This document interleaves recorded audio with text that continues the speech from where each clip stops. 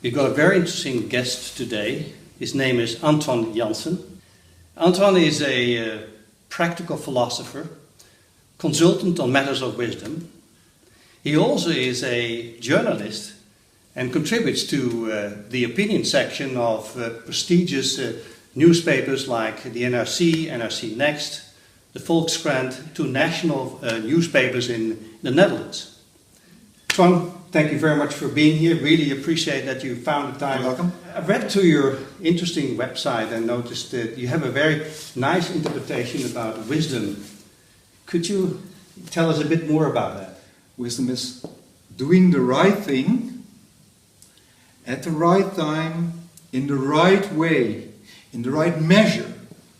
Maybe it's right to be angry at someone. That could be a wise decision, but the anger should be proportionate to the injustice. So the right measure, the right time, the right way, that is wisdom. The other question that I'd like to ask you is Toine, one of the reasons why we came in touch with you is when we read your article in the prestigious Dutch national newspaper, the NRC, I think, or NRC Next, I'm not sure. NRC Next, yeah.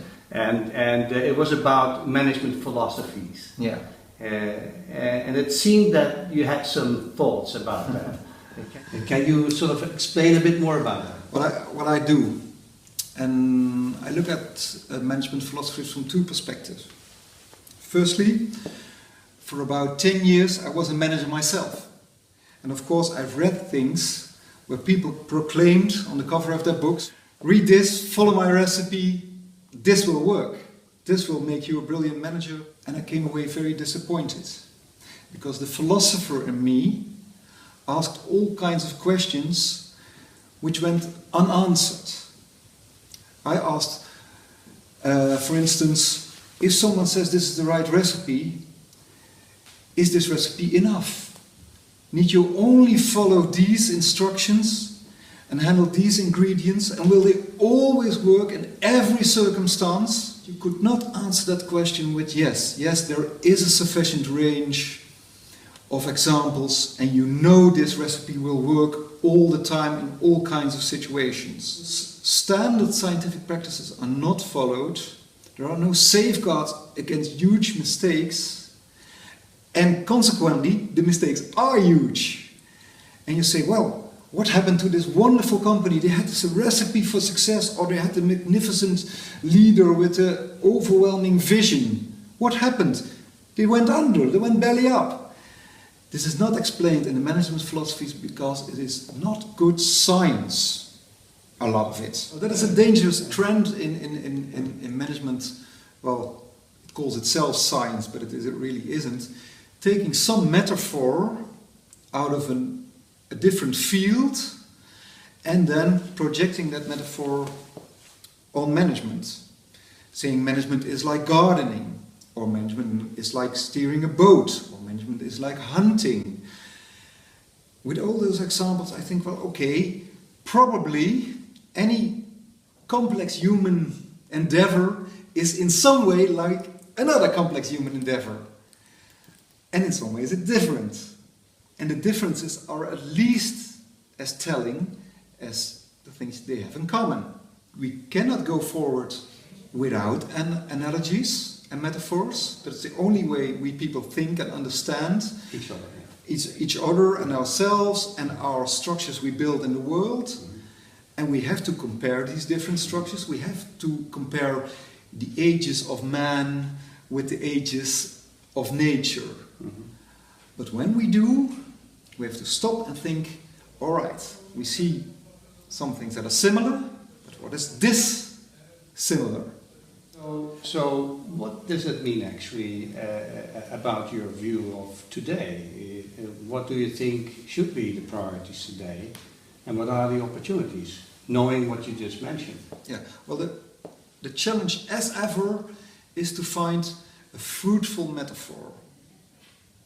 That is, you mean, let's say, has roots in science. Yeah. Is that what you mean? Yeah, I mean, that doesn't break at the first extrapolation, not with the first experiment that has many dimensions, that can go into detail. You have to be rooted in science. You have to think them through. This is related to, let's say, the usual laws of, let's say, physics, complexity theory, but also the social science. Certainly it should not break logical laws and physical laws. How do you see your role as a leader in your field, so to speak? And I know you're very modest about your leadership, but I think you are, because, as a journalist, you lead, your audience in terms of thinking, in a sense. Well, if I am in a little bit an opinion leader, I try to give the example of being critical. Of saying, well, this that's your role. That is my role. Philosophy is not about giving definitive answers on question, but to question seemingly definitive answers. Yeah, that is important. And that I want to show people in conversation, in my writing, in teaching. I really see what kind of a leadership role you would fulfill, and I would be quite interested as to what the audience there would think about you, considering what you just said. So I'm looking forward to that. Now, the last question that I have for you: how do you see the future? Well, I think going from here, with what you and we are doing. Well, the basis of philosophy is always wonder. So I always look upon anything as a source of amazement. That's my view of anything. And then I start to question things out of that amazement. Well, the big challenge in those areas, leadership and corporate wisdom, are to be not only critical, but very imaginative in finding new analogies and new ways of thinking. And an old flaw in thinking about leadership is isolating leadership from followership. You cannot understand anything at all, let alone leadership and followership, without the environment. Very interesting. Toine, thank you very much for this exceptional and insightful discussion.